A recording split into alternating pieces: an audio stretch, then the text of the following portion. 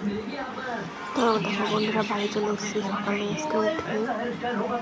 তো কালকে তো বাবার বাড়ি গিয়েছিলাম বলেছিলাম, আর দেখো চারিদিকে কি অবস্থা। আমাদের এই নদীয়াতে ঝড় হওয়ার কথা আজকে রাত 11টা থেকে 1টা অবধি।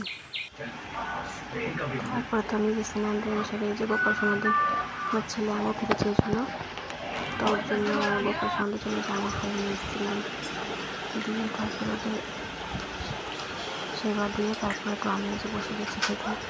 তো আজকে ফার্স্টে সেবা দিতে পারছি না, তার জন্য মানে তোমাদের কাছে আগের থেকে বলছি ফার্স্টে সেবা দিতে পারছি না, একটু অসুবিধার জন্য।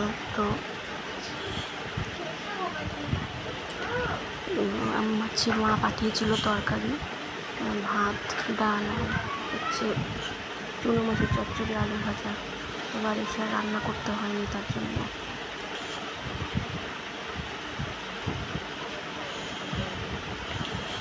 তো মানে কী বলবো, এত পরিমাণে হাওয়া ছাড়ছে, সারাদিন ঝিরঝির করে বৃষ্টি পড়ে যাচ্ছে, ঝিরঝির ঝিরঝির করে।